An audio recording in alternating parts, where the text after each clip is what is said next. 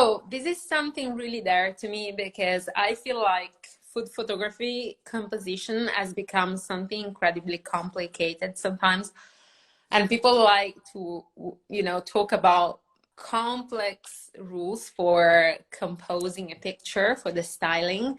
And my attitude is actually to get everything as simple as possible, because during the day I need to, create my pictures, work with clients, look at my financial plans and stuff like that. So I want everything to be simplified. Also, mom of two, so my day never ends. So I think this is the root of why I want things to be simple and efficient and effective. And I always feel like the rule of third is something completely overlooked. But if I look at my pictures, it's the rule that I apply all the time. And that really makes an immense difference. Hello, we haven't guessed. An immense difference in my photography, because it allows me to do the three main things that composition should do. Keep the eyes and the attention of your audience to the picture, drive the attention to the main subject, and tidy up the picture in a way that we can understand what the meaning of the visual conversation is. So the rule of third gives you all you need to create a perfectly balanced image in the easiest way possible. And if we look below at this slide, you can see a before and after of my pictures. These are both my pictures, my beginner and my, a picture that I've done a few years ago with pumpkin pie. And the difference between these two is that before, in the picture with the lemons and the oranges, I had no idea how to use the rule of thirds. And in the second picture, the one with the pumpkin pie, I had a complete understanding of what the rule of third was, and once you have that understanding, there is not much that you need to do rather than make your picture as beautiful as possible. So obviously the rule of third, I think all of us, we know it, but in the space with two vertical lines and two horizontal lines that intersect. So your main subject can be right there in the center, which is a quite obvious styling, but it's really efficient if your subject is really beautiful and your light that day is really beautiful. I tend to have picture in the middle, and it's an overlooked method. But if you look at this second picture exactly with my cake with the cherries, you start to see that even starting with the subject right in the center of a picture, then you have the chance to build up the composition around it. And the important element about this is that when you know that your main subject is in the right position, you have the chance to create a decoration, to create a visual conversation around it without losing the subject. So we have little plates, we have lots of cherries, we have some roses around, and basically they just hug the main subject. And I can't say that even if the main subject is right in the center, this makes it less interesting. It's not as obvious as someone can think, because having the subject right in the middle can be like, well, yeah, obvious, there is not much composition around that. But the reality is that the concept is that if you have a straightforward understanding of where your main subject needs to be, then the composition follows so smoothly. And a big subject like this, it does make sense that it's right in the middle, okay? But we can also do you can go down. We can also make other decisions. So the rule of thirds, it applies like this. You need basically to consider the middle square as part of where your eye will go and where the attention will go naturally. And especially the intersection points where the lines meet each other, those points are where, those points are where our eyes just go straight there for, natural reasons. So one thing you can always do is push your subject off center, and making sure that it's still kind of joined to the center of to the main square, so to the central square. That way, even if you decide to move your subject on a way or another, for different reasons, maybe you're doing a promotion for a brand and you need the brand to be right in the middle, that it's already so much strategy to the composition already, and your eyes will know exactly where the main subject is, even if it's off center. So we can go to the next slide. And this one again is an off-center composition. And this one is a little, so what happens here is that I'm coming in with a prop, and the human body is quite big, and it tends to take away quite a lot of attention from the main subject. So we have also quite a big cake there, which helps. But one of the most common mistakes that I've seen when we have an action shot with the body, with the person as a prop, is that suddenly the photographer attention goes to the human element, and the main subject goes in a place, in a space in the frame where it's not so obvious anymore. And it becomes not so obvious where the eyes need to go to detect what the story and what the subject is. And this is a really really interesting topic, because there is a big difference between what our cameras see and what our eyes can see. And this is where it begins, the difference between being an amateur and a pro.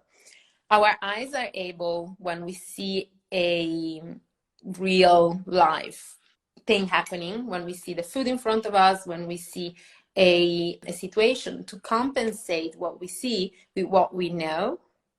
The camera is not able to do that. So if your subject is not in a place in the composition where your brain can immediately tell that that is the main subject, that is where your eyes need to go, it will take a second for your brain to really understand where the eyes need to look. And in that second, especially on social media, the attention span just goes.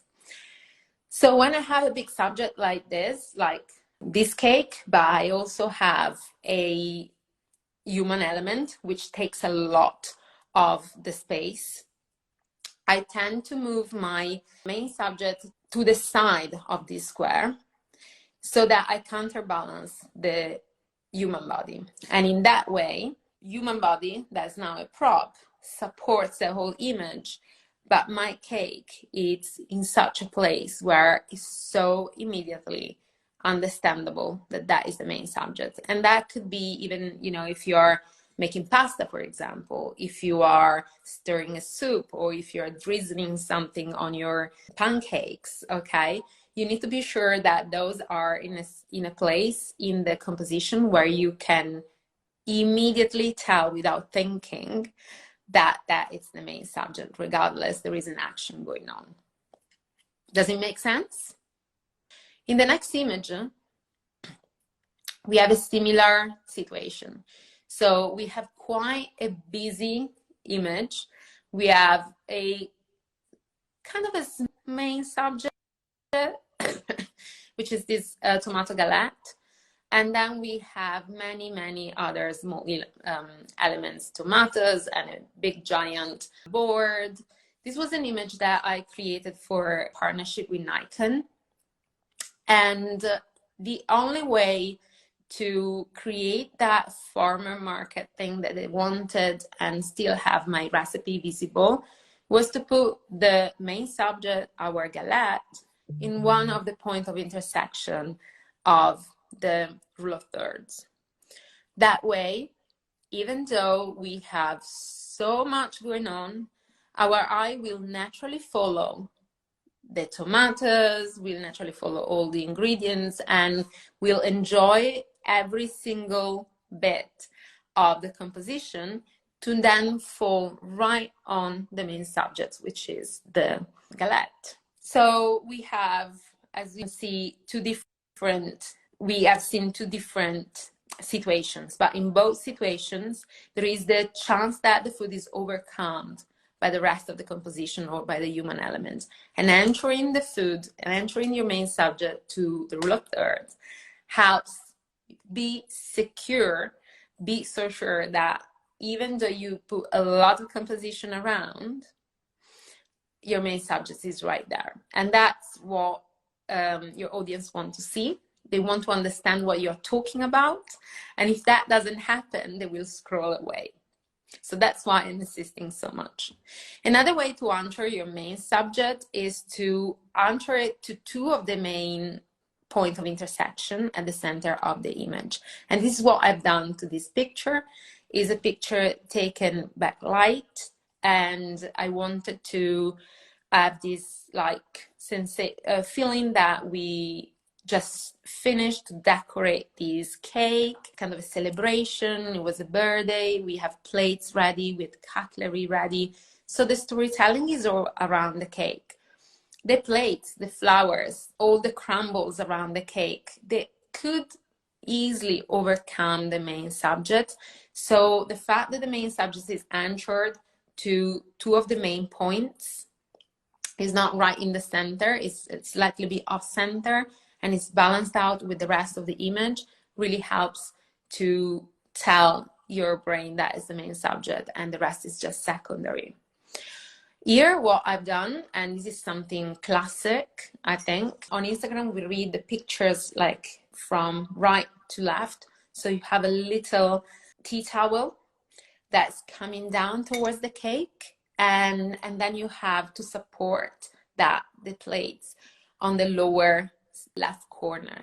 So we create a kind of a line throughout the whole image on to the right, and and then comes down to the left bottom. That way we give to the picture a little bit of movement and it makes it less static.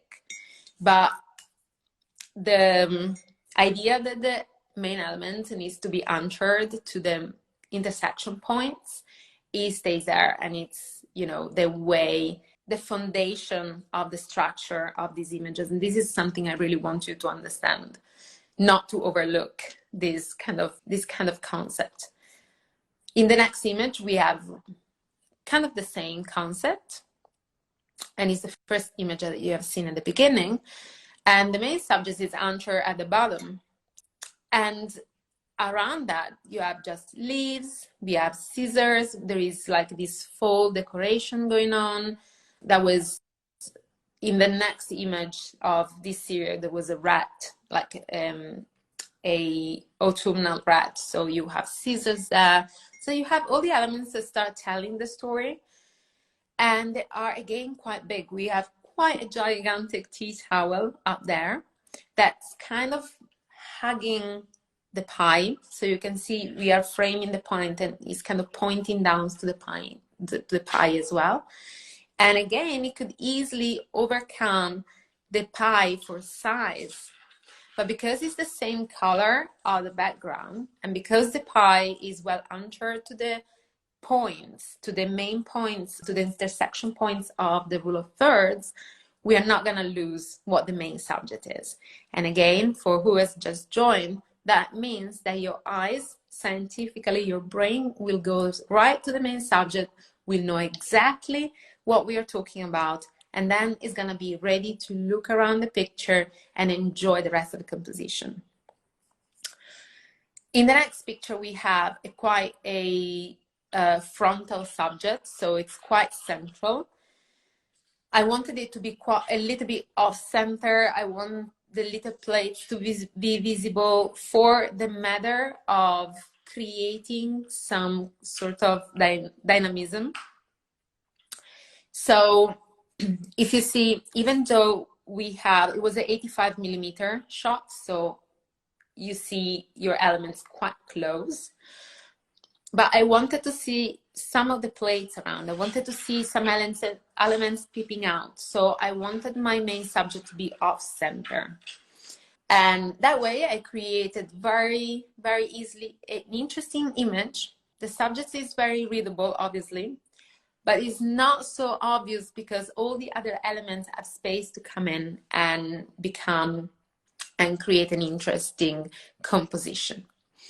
So when you have the close up, it's really nice that you can move it, your main subject, a little bit off center. Make sure that it's anchored to 2 or 3 of the points and it's away from one of the intersection points, and balance the rest out with the rest of your composition.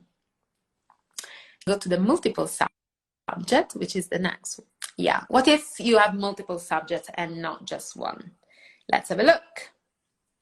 So here we have 2 pies that are exactly the same.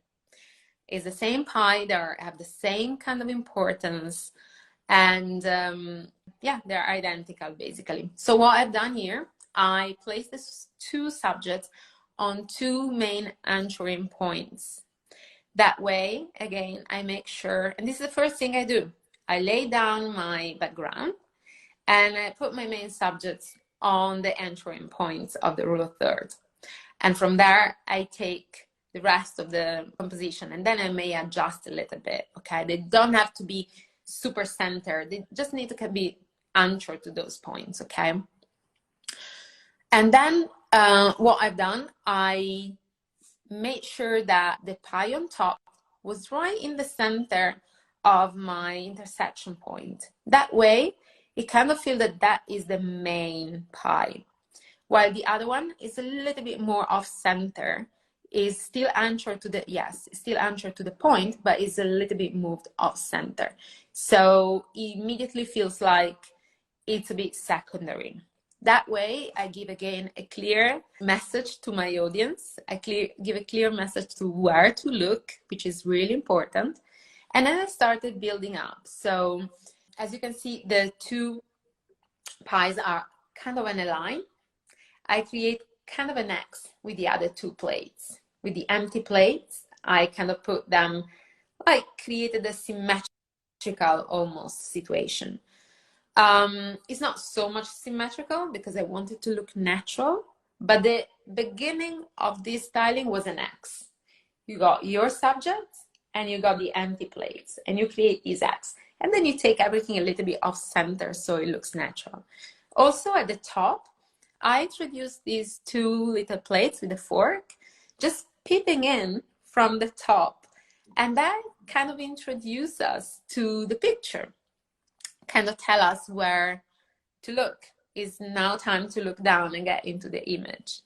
And because the 2 main subjects are well anchored to the intersection points, when we look at the picture, we can only, our eyes will only go round and round the subjects, sorry, the subjects and the rest of the composition, creating kind of a circular situation for the eyes.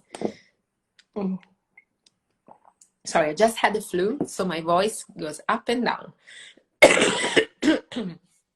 Sorry again. So if you look at the fork at the top, you come down to the pies, then you fork at the bottom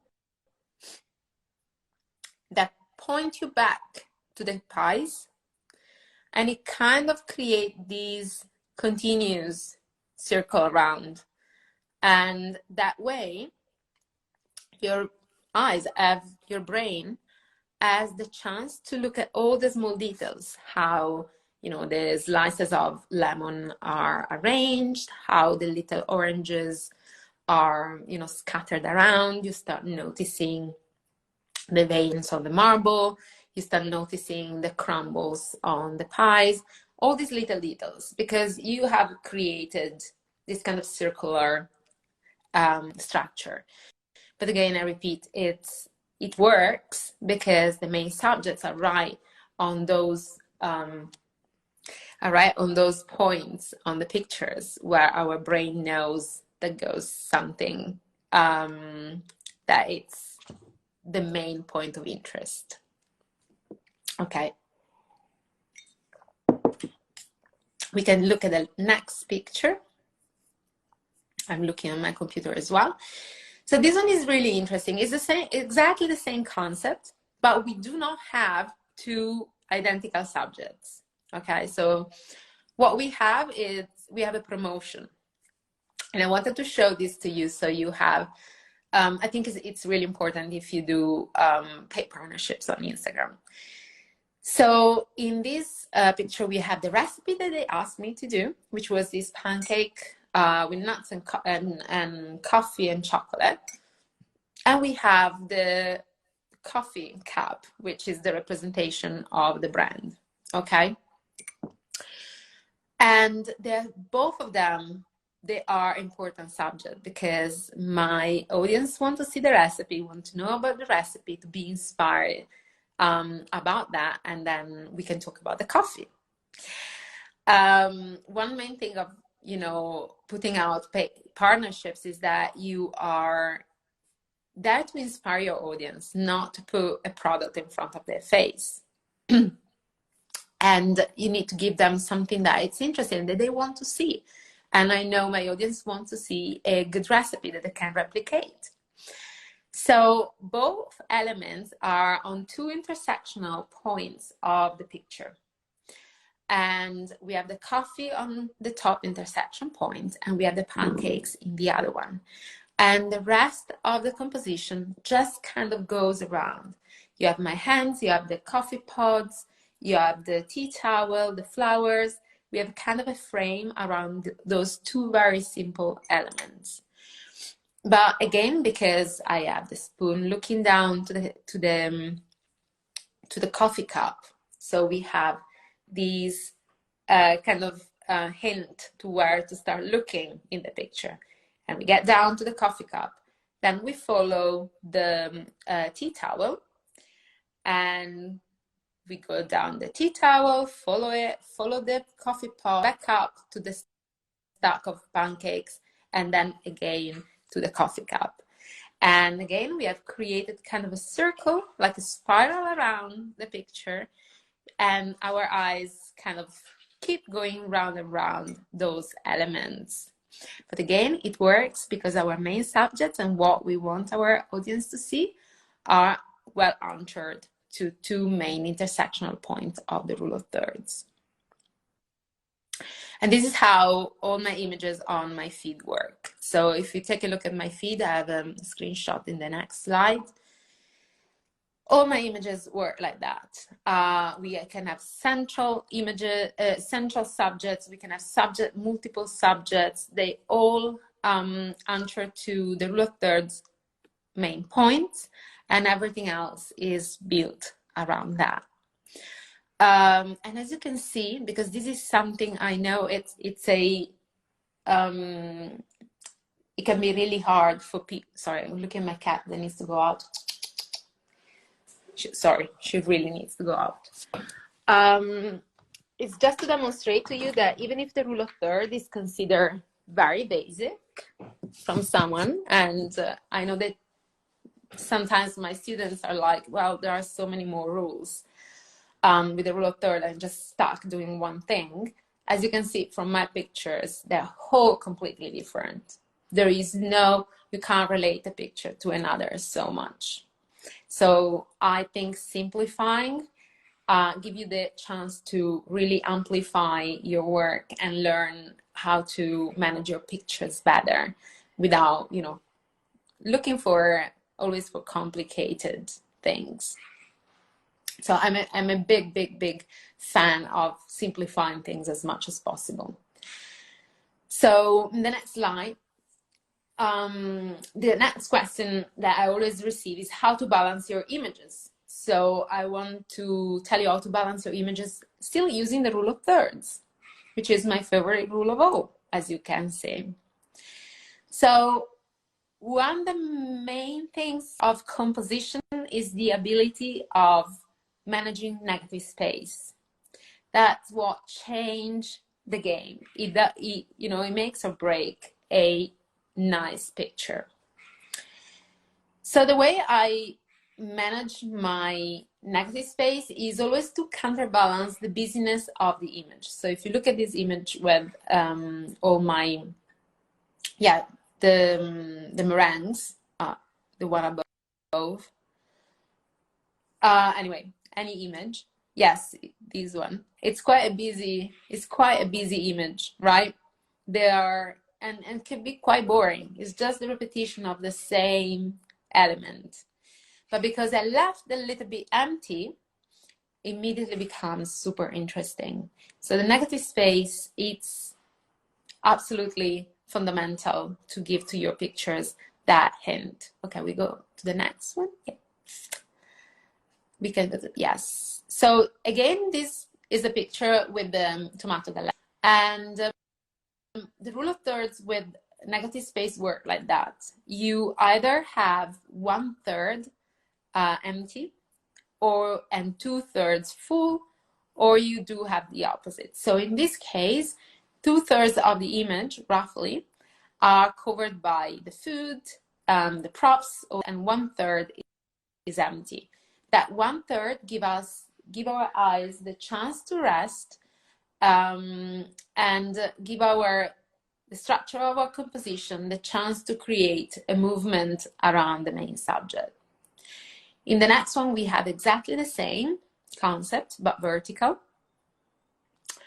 Here we have our table and composition that takes 2/3 roughly of the image. As you can see, it's not precise. It doesn't have to be precise.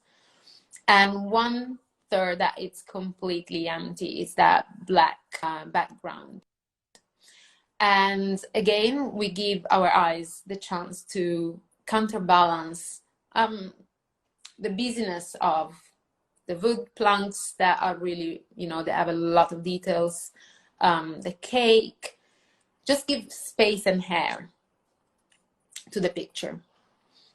And the opposite is also true. In the next one, we have 1/3 of the image full, and we have this very big chocolate cake, and 2/3 of the image are empty. When you have 2/3 of the image empty, you kind of need to have something interesting at the background. So if you decide to be extreme, which I really like, having only 1/3 of my image with my subjects and all my composition, the rest empty, you need to get in the flat part something. So either you have a very interesting background with a lot of texture, or like in this case, I don't know if it's visible, but there is smoke coming out of the candles. So the secret of handling your negative space is to give it some sort of texture. In this case, I've done it adding the smoke to the to my candles. I blew them out, and it created that beautiful texture that is not overcoming the need of having this negative space, because below the image, I think, is very, very, very busy, and it needed that kind of this balance of emptiness. And the negative space can be also used in an L shape. So you can create a composition in an L shape, which is really, really useful to use a human element, or when, I don't know, you want to introduce an enormous bunch of flowers, or you have, a drink and you have bottles. And then you can create this L composition where you fill up your space kind of 1/3 in vertical and horizontal, and you leave 2/3 of the space kind of empty. Again, it's not a super precise rule, but it's just indicative of what it's nice, the kind of balance that is nice when you arrange your negative space.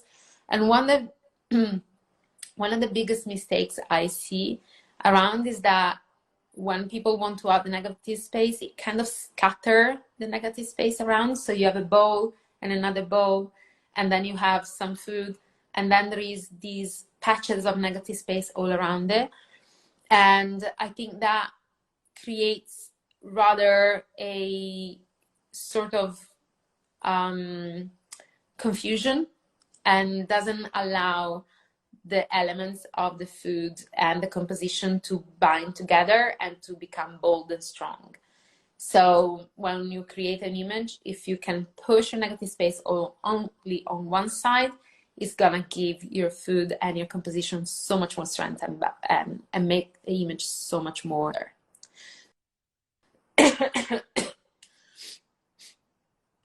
So the next step of composition is color composition.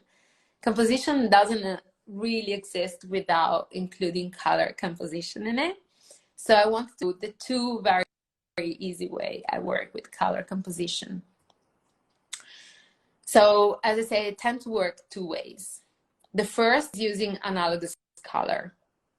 Analogous color is when the colors are all together on one side of the color wheel. So they're all kind of neighbors. And like in this case, we have orange, yellow, and deep dark orange. So if you see in the next image, we have a lighter image with a lot of yellows and a darker image with a lot of browns. And this is how I usually work. I take a background that resembles the color of the main color of my food, and just make sure I layer my food in a way that it's interesting, because working with only two colors can make your image quite flat. So I want a lot of textures to come in. So I might use, layers of sauce for those meringues. We have 3 layers of sauce. I have an orange sauce, a yellow sauce, and a white sauce on top. And then I put the dry lemon slices on top. And then the image was still looking a little bit flat, so I added crumbs and I added tiny leaves of mint on top to just have that hint of color that it's out of the scheme.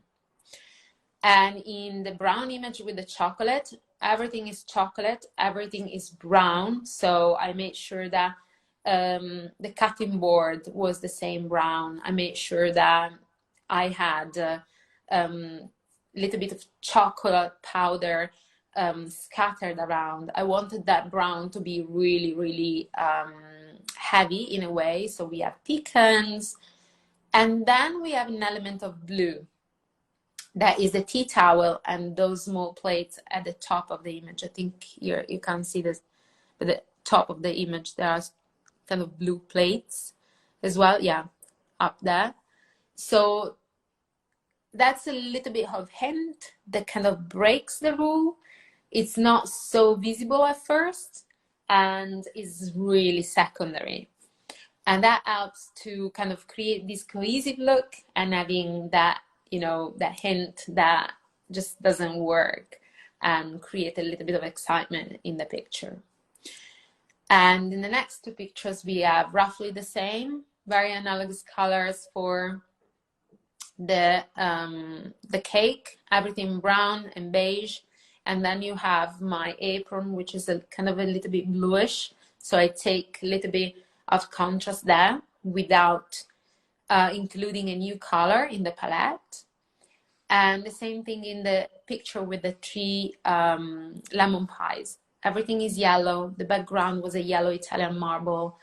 And we have a little hint of white on the plates, and on our main subject there is I crumbled some meringue. I think it was some meringue or coconut, just to give that little hint of difference, because working with analogous color doesn't mean that you have to not have any color that it's outside that range. It's just that it's minimal, it's very secondary, but gives that really nice kick to the image.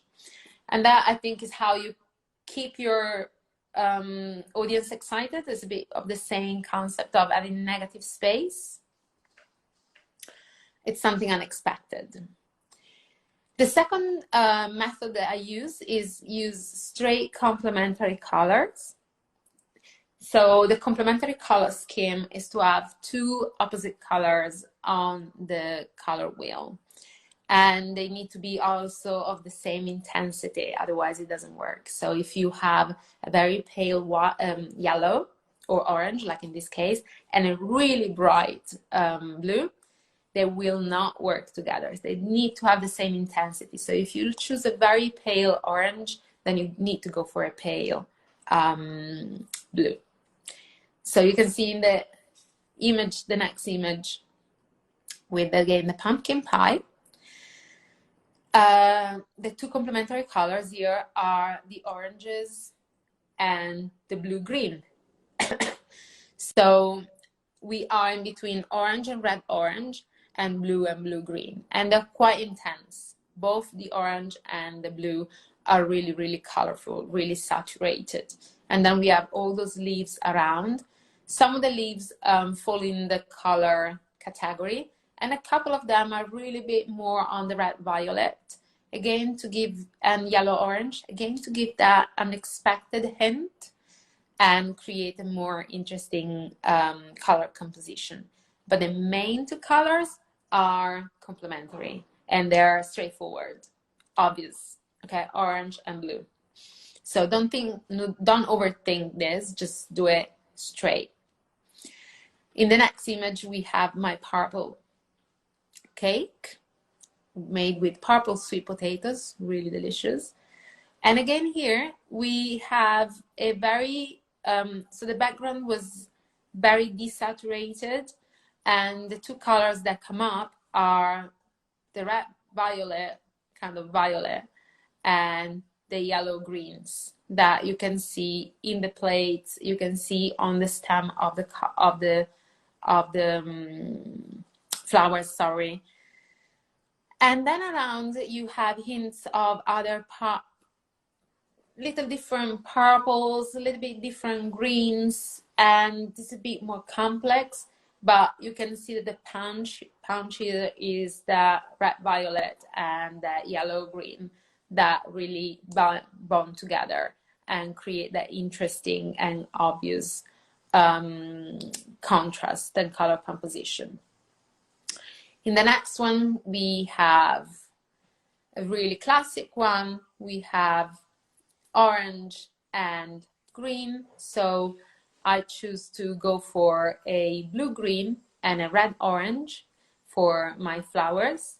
So again, I make sure that the two main colors are really complementary. And then we have, the brown of the cake stand. And then we have the skin color.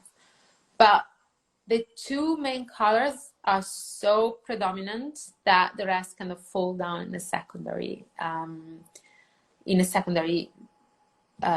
it feels secondary, so it doesn't bother the rest of the image. Plus the skin color and the brown of the wood are kind of the same palette, so they really don't bother our color composition.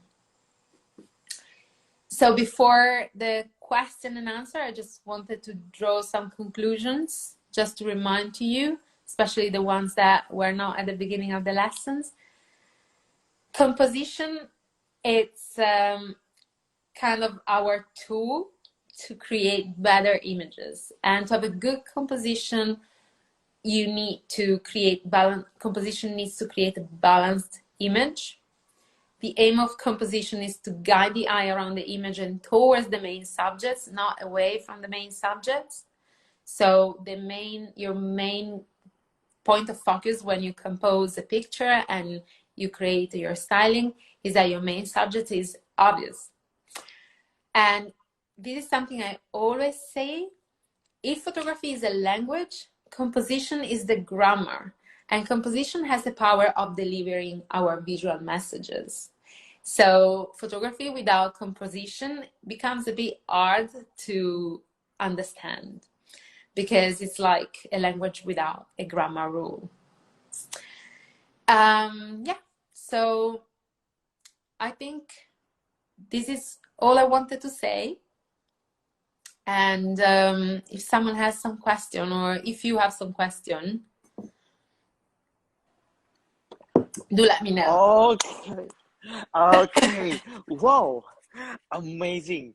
Actually, I haven't heard someone that explained the rule of third like this interesting. Actually, this is my first time. I heard like a rule of third many times, and I believe that many of our audience here, which Yeah. do the photography a lot, always already know the rule of third. But this is really interesting, and it explains really simple and wow, amazing. So if you guys have question, just drop the question in the comment below so we can discuss it together. But I have a first question. Okay, so about the diagonals. Okay, so maybe like Show me a picture. yes, I want to ask about. Wait a minute. Yes, about the diagonal area in your picture. Like you put this one to yeah diagonal to your main subject. Actually, do you Yeah. have some kind of rule like how many diagonal part in your picture? Like what if yeah, maybe for someone who have just into the food photography, still feel confused. How many part of my props that I can make it diagonal to the main subject? Do you have like minimum or maximum number of diagonal part in the frame? No, I don't have a minimum or a max. Well, I do have a maximum because I think if you overdo it, it becomes just very busy and difficult to understand. But the main thing is that when I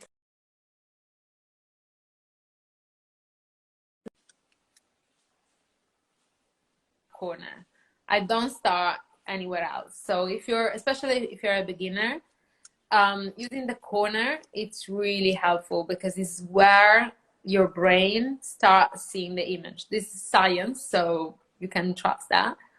So if you come with an element down the corner and you're able to make it pointy, like for example, that kind of tea towel, I just take my tea towel and kind of get it round like this. So it becomes pointy and becomes like a little snake, really easy to point towards your main subject. And then you can add more elements, and you need to kind of ask yourself questions. You know, the scissors, for example, they help coming down to the cake, and then you have the flower stems. They are parallel to the whole situation. This was quite a busy image, so my understanding was that I had to line up all the elements in the same direction to make sure that I wasn't creating a mess rather than a clear and pleasant image. And then I always put something to stop kind of the attention to drift away from the bottom left corner. So I continue maybe my line using something bulky, like in this case, the plates, that kind of interrupt the background and help my eye not to slide away from the left top and corner. And one thing that you can do is to think that if you want to use a diagonal structure or any other structure that you might hear about, there is the curve, the S, there are so many, is that you reinforce that shape. So if you start using composition shapes, all the elements around the composition, around the shape, kind of need to reinforce it, make it stronger and bolder. So if you want to create a diagonal like this one, and your elements are scattered around the image and they're not kind of connected together, they're not close enough, they're very different in color, they're very different in shape, they're not relatable, your diagonal will not be successful. So one other element of diagonal is the color composition and also the psychology of using props. In this case, you know, we have the plates that make sense with the cake. The cake is ready, so it's about to be plated perhaps. So it makes also sense on a brain level. And yeah, and then once you feel like your shape is really strong, then you can start playing. You can put some leaves around, you can put some flowers, you can look at the background if it's interesting enough, or if it starts, you know, fading away, and you can give some texture. Wow. Okay. Very amazing. Wow. I'm your fan, Raya, because well, I really like all the image and all the composition. That is very perfect. Yeah. We have another question from Wyman Images. Miss Sylvia, I have a question about the lighting. Are you using ambient light on your shots, or what source of light mostly you are using? So Secondly, at the, what editing software you are using? so the moment I'm using natural light, 99% of the time. It works for me, and I make it work. I really like natural light. And this is for my pictures. If I work as a stylist in a studio, in the studios they always work with artificial light for matter of, you know, you're in a studio for 8 hours. The sun changes so much in 8 hours, and we are in UK, so we might have 6 hours of light, maybe. So that's definitely something different. But to work from home, I use natural light. And what I do, I have shutters. Basically, I have, you know, those little things that you can close the window more and more. And or you can use a curtain, or you can use whatever you have in your house. And I use also pieces of cardboard, and I play with my light. I screen the light, I reflect the light, so that it works for me. It's very easy. I'll Ah, be busy with many technical stuff. wow. Okay. So, yeah, you don't have to wait. Just do the composition and then use the available light in your home also. Yeah. Do start from what you have. How how to make rule of third composition looks natural on the eye when arranging main subject, ingredient, and props. Okay, so that's really interesting question. Basically, this is how I work. I decide my background. I lay down my background, deciding the color composition first, so I know what colors I'm gonna put down. Then I put down my main subject, or my main subjects if I have more than one, and I make sure they are on those intersection points that we have seen, or they kind of touch them in a way that makes sense. Then I usually compensate. So if I have like a subject a little bit up, I compensate with some of my secondary elements, my props, the rest of the space on the other side. Sometimes, like I showed before, I can make an X. So we have a picture with two pies. I put the two pies right on the two intersection points, okay, more or less like my hands are. And then I put the, you know, the secondary elements right at the opposite, like they are specular, creating an X kind of shape. When I feel like that everything is kind of in the right place, I scatter things around a little bit. I move the plates away, I put more plates on top of each other so they are a bit quirky. And then when that feels that it's going right, I add more secondary elements that are even less visible. It can be crumbs, it can be, you know, lemon slices, little oranges like we have seen in the images. It can be flowers if you work, you know, many people that work with the sweet food include a lot of flowers. Anything. And that way you kind of build up layers, and from a very stiff image where you started from, you start having a more interesting image that has a lot to say, a lot of information. And my suggestion is that you start a layer at the time, from the biggest subject, secondary elements, they are quite bulky. When you feel okay with that, you keep adding and adding. Okay, wow, okay. The instruction is very detailed, guys. So just take notes every time. This is gold. Okay, so I have a question about. We already have some knowledge about what have to do, but I have a question about uh, what to prevent.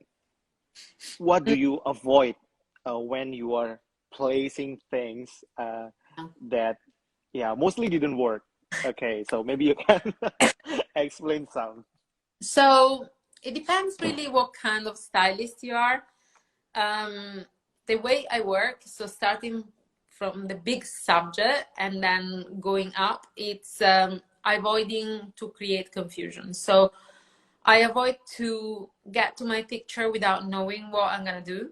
So I really recommend that before you take a picture, you make a little research. You don't have to, go crazy on Pinterest or on Instagram, and you get some inspiration. And you might draw a sketch or something, so you don't get kind of blank to, to your working table. And then what I avoid is also to get with the, like, for example, the pies. I get to my table with a plain pie. And then I start decorating the pie as I also see how all the decoration is working. I don't want to get to my pictures too fixated with this very stiff idea that might not work. So I always leave a little bit room for adaptation, a little bit room for, really looking with my eyes and see what's working, rather than come with an idea and then the idea doesn't work and I keep struck. This is how I started. I would come with a precise idea, an image that I wanted to produce, and then it wouldn't work because I didn't develop my eyes enough, for those little details that make a difference. So I could tell that wasn't working, but I didn't know why. To avoid that, just build your image little by little so you can adjust and get some wiggle room. Don't get too fixated with one idea. I see. I am totally agree with that. Okay, so and then maybe I have a last question about um, for someone who have just started the food photography. Mostly they start to feel the frustration when, oh my God, this didn't work. Oh my God, I placed this and it didn't work. So okay, I want to ask, how many times you usually spend when you want to take a great shot usually? Oh, well, depends on the shot. Depends on the shot. If it's a client shot, it takes definitely hours. I'm paid for it and I'm gonna use all my time.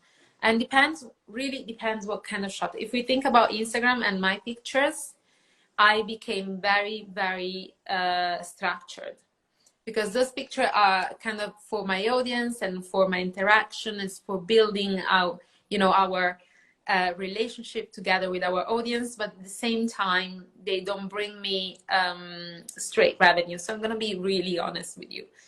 So for those images, I know I don't want to spend more than 3 hours doing a certain set of images, okay? It can be even more if I know I have a big subject and I can do like 10, 15 images. It can be the whole morning. But I tend to stick with my guns and do what I know it works.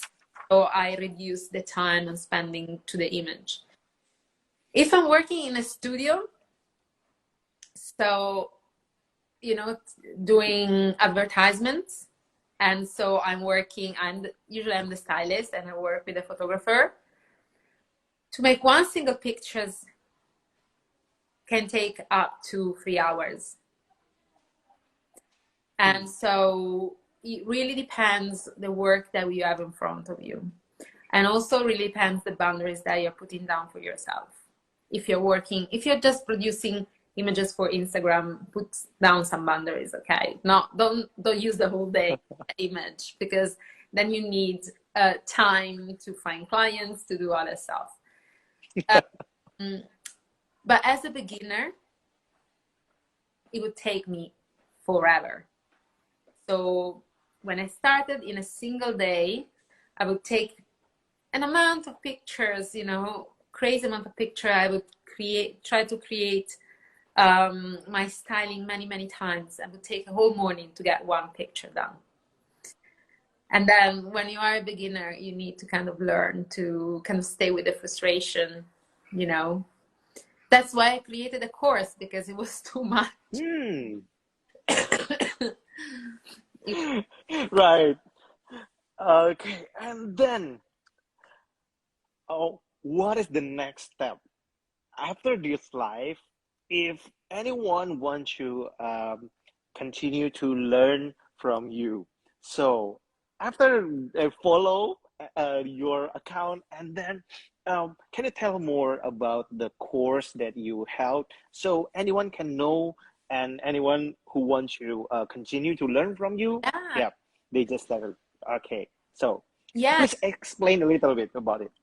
So I have two courses. One is for beginners and one is for advanced. And the aim of them is to teach food photography in a way that it's easy to digest. So I always go for trying to simplify rather than make things complex. So I did this course with very short videos, many of them. Each video is one single subject. So a person can really focus on that and solve that problem and then move to the next one. And from February, I'm going to launch them again. But in the meanwhile, because I don't want to leave my students without anything, I'm going to have a lot of free content and some small smart courses. And this is really, something I haven't said yet. Some small smart courses, so that if you have one single problem and you want to address that problem, you have this tiny single course that's very affordable and easy to use, and just tackle that single problem. So if you come to my page, you will always find free resources and inspirations and information on my courses to expand. My thing is this, it's a lot of work, and it really makes sense to invest in yourself with a course, because otherwise you spend so much time trying to learn and sitting, in those frustration chairs. Yeah, I can see some questions. Oh yeah, so the other question that you just asked me, I think they're coming to me a bit later. Okay, so wow, I think we already over the time limit. So okay, wow, Silvia, we are so blessed having you today. Wow, thank you so much for the lesson for today. We learned so much from you. So anyone who wants to continue to learn from Silvia, just follow her Instagram account. She shares many things, and then you will learn a lot from her also. Okay, actually, we also have another topic about the food photography. Maybe we can arrange it in another time. Yeah. It's to you. It's up to you. Let me know. And otherwise, if we meet at 2, I just have them. I'm gonna leave you guys at 3. 5 to 3. I'm gonna get my children. So it's really up to you. I'm really up to do it. And we can see each other later this morning if you want, and talk about mood photography. But I don't want to offend anyone. 5 to 3, just gonna leave and get my children from school.